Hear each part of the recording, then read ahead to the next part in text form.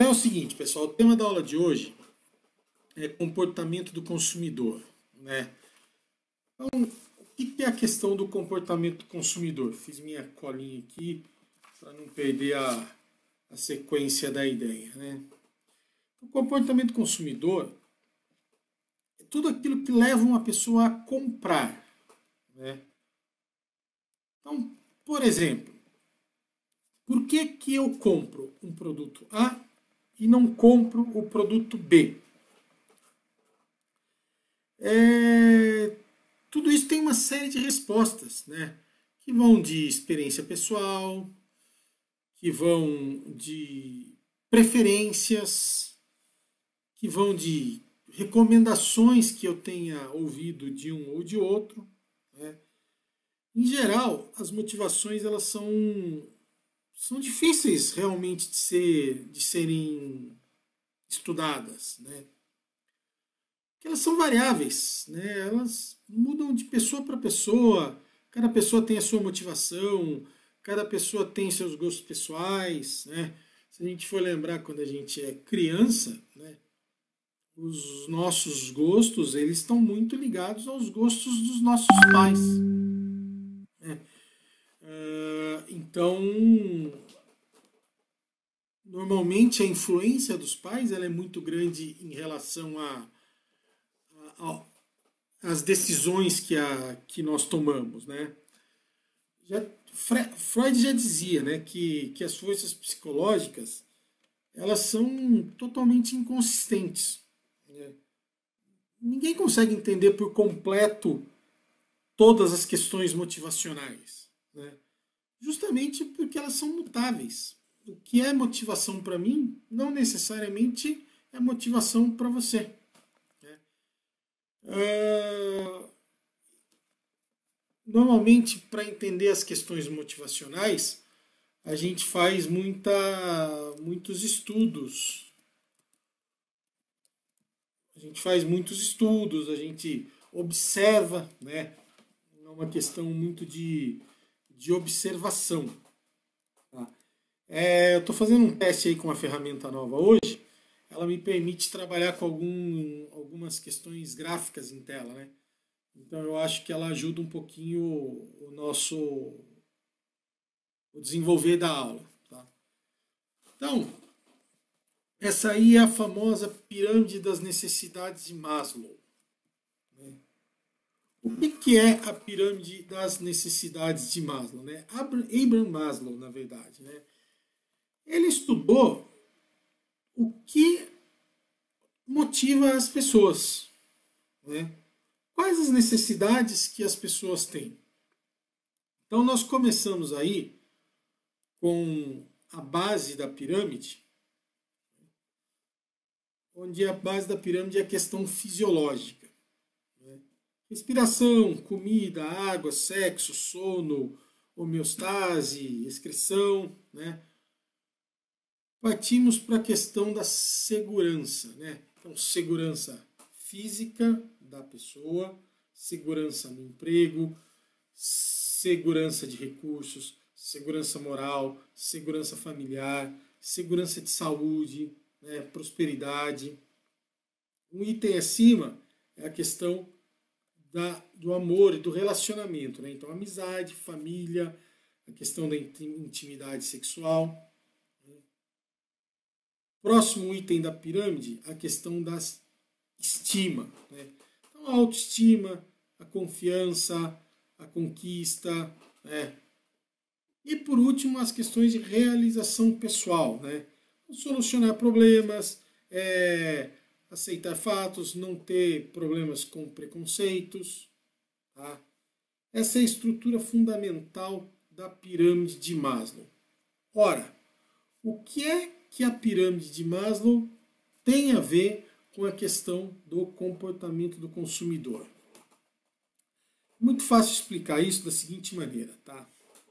O comportamento do consumidor é uma ciência, tá?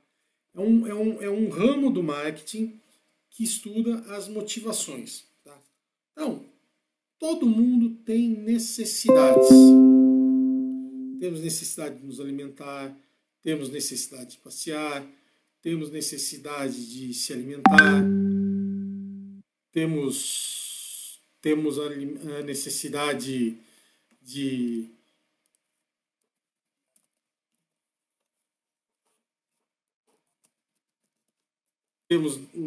necessidade de segurança, temos uma série de necessidades, tá? E os marqueteiros, publicitários, né, todas as pessoas que são envolvidas com a questão de comportamento de consumidor, elas começam a observar o que é que levam essas pessoas a fazerem as compras. Então veja bem, né, todo mundo precisa se alimentar, certo? Mas eu não preciso comer um lanche do McDonald's, por exemplo. Todo mundo precisa se vestir. Tá? Mas eu não preciso vestir um terno da Armani, por exemplo. Eu não preciso usar um chapéu Prada, por exemplo. Eu não preciso usar uma bolsa Louis Vuitton. Né? Eu preciso de algumas coisas para realizar essas necessidades. E é justamente aí que entra o marketing. Né? Então, quando a gente estuda o comportamento do consumidor, a gente procura transformar essas necessidades em desejos.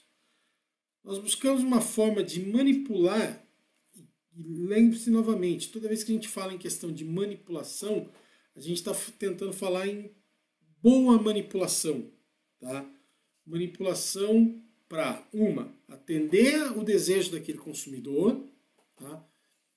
E, se possível, e o ideal que aconteça, ampliar aquela solução. Não entregar só o que ele te pediu, entregar mais. Mais do que ele te pediu. Isso é muito importante, tá? Porque o básico hoje todo mundo faz. Todas as empresas fazem o básico. Vamos lembrar de celular? Eu gosto de usar um exemplo clássico do aparelho de celular. Para que serve o celular? O celular, quando a gente pensa nele hoje, a gente pensa numa série de coisas, menos na função fundamental dele, que é fazer ligações. Então, se a gente for pensar, porque o que o celular faz? Ele tira foto, ele filma, ele serve como ferramenta de acesso à internet, ele serve como um computador pessoal, tá? Ele serve com um monte de coisa, inclusive fazer ligações. Isso é muito interessante, porque todos os celulares fazem ligações. Mas quando a gente vai comprar um celular, a gente está pensando no quê? No que ele nos oferece a mais. Né? Isso é muito legal. E aí, tem um gráfico aí na tela, que eu coloco daqui a pouco lá na plataforma. Tá? O que esse gráfico mostra? Como funciona o comportamento de compra do consumidor. Tá? Então, a gente está tentando partir pelos critérios mais racionais. Né? Então, primeiramente, a gente tem os estímulos de marketing. Então, o que são os estímulos de marketing? É o famoso 4P. Né? Os 4Ps, o mix ou o composto de marketing, né? Que é o produto, o preço, a praça e a promoção. Então, nós podemos ser motivados, ter um estímulo para comprar um determinado produto a partir de qualquer um desses 4 itens dos estímulos de marketing. Então, por exemplo, eu estou andando pelo shopping e eu vejo uma vitrine e eu vejo um sapato que está com um preço bom. Eu vou comprar. Por que eu comprei? Porque eu fui afetado por um dos 4 principais, ou melhor, por um dos 4 P's do marketing. Né? Por um dos 4 principais estímulos do marketing, que é justamente o preço. Normalmente a gente fala que o preço de todos os diferenciais que um produto pode ter, ele é o mais fraco. Ele é o mais fácil de ser igualado. Tá? Boa noite, Cláudia, tudo bem? Então, dentro dos 4 P's, né, o preço é o mais fácil de ser copiado. Eu posso repetir ele, eu posso olhar o do meu concorrente e tentar fazer igual. Tá? Uma coisa muito interessante, tá? A questão de estímulo, ela tem muito a ver com a questão da percepção. Como é que eu estou vendo aquele produto que está sendo ofertado? Como é que eu enxergo ele? Normalmente, a gente presta mais atenção naqueles estímulos que estão mais relacionados com as nossas necessidades. Tá? Então, por exemplo, você sai da sua casa sabendo que você está precisando comprar uma calça. Então você rodou pelo shopping e de repente se deparou com uma calça. Né? Você vai ter várias opções, várias lojas para escolher, vários pontos, vários tipos, várias marcas, vários preços. Né? Você vai começar a perceber mais as ofertas de produto calça. Se você não estiver precisando, dificilmente você vai sair procurando. Agora, você pode ser induzido por um estímulo promocional. Né? Tá tendo um oba-oba no shopping, uma inauguração, uma festa, alguma coisa diferente, e naquele momento você acabou sendo induzido ou sendo convencido a comprar. Você também é mais suscetível a notar os estímulos que são mais previsíveis. Né? Então, por exemplo, se você estiver precisando de uma calça, é óbvio que você vai notar e você vai prestar mais atenção nos anúncios que falem de uma calça. Né? Você não vai ficar prestando, por exemplo, atenção nos anúncios referentes a computadores, por exemplo. Você não está precisando de computador, você está precisando de uma calça. Né?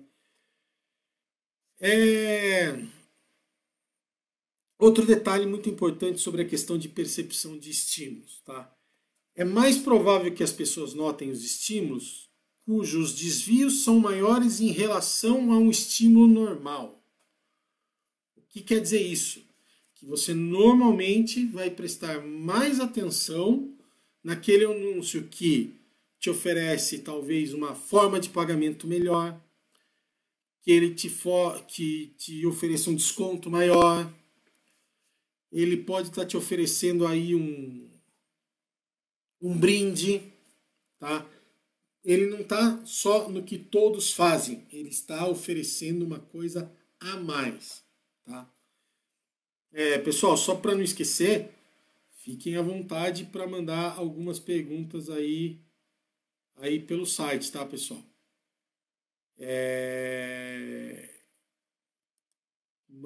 Peço apenas que mandem a pergunta pelo próprio canal aí do YouTube, fica mais fácil para eu estar respondendo já na aula. Então, o tempo às vezes que você manda a pergunta e o tempo que ela chega para eu responder demora um pouquinho, tá? Então, tudo isso faz parte, essa questão de estímulo está muito ligado à questão das percepções, tá?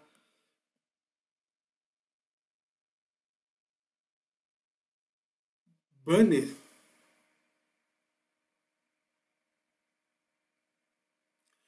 Cris, essa aula do banner ela foi uma aula para o pessoal da pedagogia, tá? Não tem nada a ver com o pessoal da administração.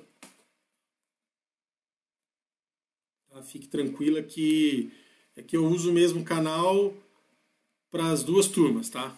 Então o banner era para o pessoal da pedagogia. A nossa aula é só essa aí que está sendo ao vivo agora, tá? Normal, fica sossegada.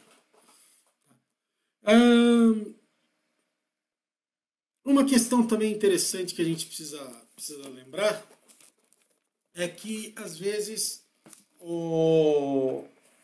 pegando minha colinha aqui, só para não perder a sequência aqui, senão eu vou acabar saindo do que eu quero. Então, assim, os estímulos, às vezes, chamam a atenção, tá? Mas nem sempre eles atuam da mesma maneira em todo mundo. Às vezes, uma coisa que eu vejo e acho interessante, uma outra pessoa pode não gostar, pode não concordar, ela pode haver uma coisa que é chamada de distorção seletiva. Tá? Então, o que acontece? É uma tendência que a gente tem de transformar aquelas percepções de uma maneira que a gente interprete de acordo com o nosso gosto. E normalmente a gente acaba tendo alguns pré-julgamentos. Então, por exemplo, vamos lembrar de uns anos atrás, existia uma marca de computadores, televisores, equipamentos eletroeletrônicos em geral, chamada de CCE. Então, existia uma piadinha muito interessante sobre a CCE, que a gente falava assim, CCE, queria dizer o quê? Começou comprando errado. E aí depois de um tempo você comprava um produto da CCE de novo, e aí você falava, nossa, eu continuo comprando errado. E ficou aquela impressão de que CCE era um produto ruim. Né? E a CCE passou por uma remodernização gigantesca, ela não é mais um produto ruim. Hoje ela é um produto bom. Mas a gente tem, principalmente quem utilizou esses produtos no começo, ficou com aquela imagem. Então ele tem uma distorção seletiva, ou seja, pré-julgamentos que eu tenho sobre a pessoa ou sobre o produto, eu carrego. Eu não estou preocupado em verificar se melhorou, se mudou, como é que está funcionando. Tá? Infelizmente, o marketing não tem muito o que fazer em relação à distorção seletiva. Tá? A única coisa que pode ser feita é uma tentativa de um trabalho de convencimento. Convencer a pessoa a voltar a comprar o nosso produto, ou convencer a pessoa de que aquela coisa não é do jeito que ela está pensando. Tá?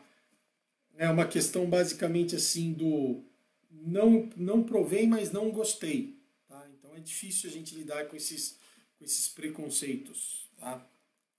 Outra coisa muito interessante é a retenção seletiva. O que é a retenção seletiva? A retenção seletiva ela tem justamente essa característica de você passar a observar muito mais aquilo que te agrada ou aquilo que você está necessitando no momento. Pensa na seguinte situação, você compra um carro e você acha, nossa, esse carro eu não vejo muito, não é muita gente que tem esse carro. Do momento que você compra aquele carro, a hora que você sai na rua, parece que todo mundo tem aquele carro. Parece que todo mundo comprou o mesmo carro. Por que isso acontece? Porque você passa a reter mais essa informação que lhe interessa. Então, você não prestava atenção naquele carro e agora você começou a prestar mais atenção. Né? Então é por isso que a gente chama de relação seletiva. Usa-se muito dramatizações para mandar mensagem para o público-alvo. Né? Quando a gente fala em dramatizações, é aqueles comerciais que parecem filmes. Né? Então, por exemplo, eu tenho que criar uma forma para que a pessoa não ignore a minha mensagem. Tá? E por último, aí a gente tem a questão da percepção subliminar. Né? Sim, não estou falando da mensagem subliminar que é escondida no meio do anúncio, que é o programa do Silvio Santos, que de repente aparece um quadro do Jequiti e aquele quadro some. Tá? É uma outra questão. Tá?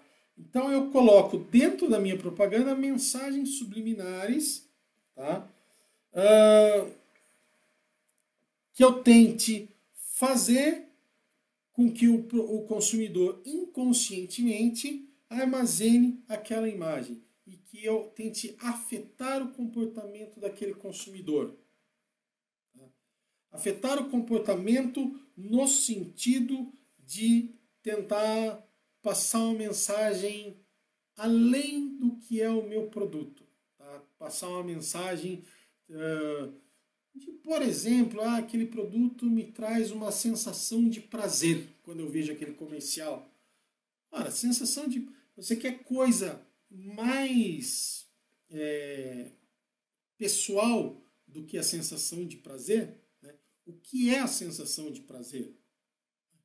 É extremamente mutável de pessoa para pessoa. Né? A própria questão do bonito feio, né? O que é bonito para um não necessariamente é bonito para outra pessoa.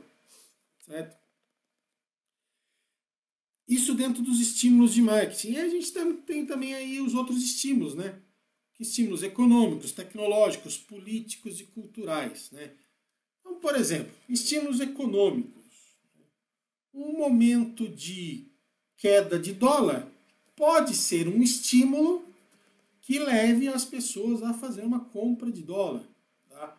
Um estímulo tecnológico, um lançamento de um novo celular. Aí o cara sai correndo para comprar aquele novo celular. Né?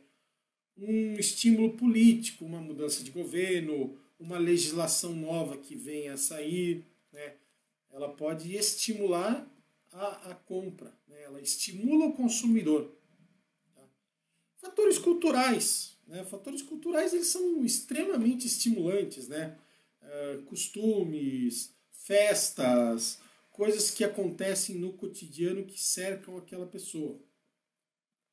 A partir dos estímulos nós temos assim as características dos compradores. Né? Então o que pode levar um comprador a decidir? Né? Novamente, aí a gente tem as questões dos fatores culturais, os fatores sociais. Né? Então, por exemplo, eu preciso de uma roupa para ir numa festa. Isso é uma característica, é um motivador social. Eu preciso de uma roupa para ir naquela festa. Uma decisão pessoal, um gosto de marca, tá? Ou uma decisão psicológica, porque eu acho que aquele produto é legal. Tá? E como é que é feito o processo de reconhecimento, de decisão de compra? Primeira coisa que leva o consumidor a querer comprar é quando ele reconhece o problema. Então ele resolve fazer uma viagem para a praia, né? E ele sabe que ele deve levar protetor solar. Então ele reconhece que ele precisa de protetor solar. A partir do reconhecimento do problema, ele vai buscar informações. Né? Ele vai na internet, ele vai perguntar para quem já utilizou, né? Ele vai pesquisar nas lojas especializadas. Né? Então ele vai buscar informações sobre os problemas, sobre o problema que ele precisa resolver. Com todas essas informações, ele faz a avaliação entre os produtos que ele tem possível. Às vezes a decisão é pelo preço, às vezes a decisão é pela marca, às vezes o estímulo que vai fazer a decisão acontecer é um estímulo tecnológico. Olha, esse protetor solar, você passa somente uma vez por dia, ele dura o dia todo, você pode entrar na água que ele não vai sair. Às vezes é uma questão cultural, olha, o pessoal aqui da região costuma utilizar esse protetor solar. Desculpa que eu estou meio gripado hoje, então a voz está bem complicada.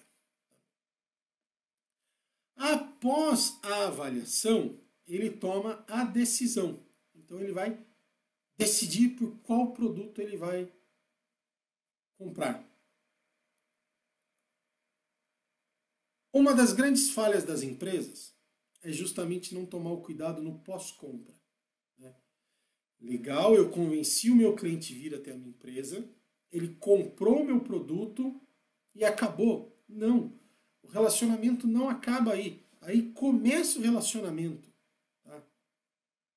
Porque depois da compra, ele vai ver se ele ficou satisfeito, se ele foi bem atendido. São todas decisões pós-compra. E é muito importante as empresas começarem a observar se o cliente volta, se ele tem vindo de novo, se ele acompanha. Né? Por que ele não veio mais? Ou por que ele volta?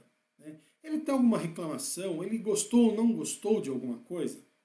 Tá? Dentro dessas decisões, só voltando no item anterior, tá? Ele escolhe pelo produto, pela marca, tá? Isso é fato. Ele pode escolher comprar entre um protetor solar e uma loção bronzeadora. Ele pode escolher, por exemplo, comprar um protetor Sandal ou um protetor Nivea. Ele pode escolher aonde ele vai comprar. Ele pode comprar na farmácia, no supermercado ou numa loja de cosméticos. Ele também escolhe a época de compra, quando ele vai comprar. Ele vai comprar e vai deixar em estoque. Ele vai comprar hoje, ele vai comprar amanhã. Tá? E quanto ele vai comprar? Qual a quantidade que ele vai comprar? Isso são todas decisões que o consumidor precisa tomar. Tá? Isso é muito importante. Pessoal, eu finalizo hoje esse tema. Tá? Essa aula ainda ela vai continuar, porque esse assunto sobre comportamento consumidor é um assunto muito legal, é um assunto muito interessante, tá? É um assunto muito importante, certo?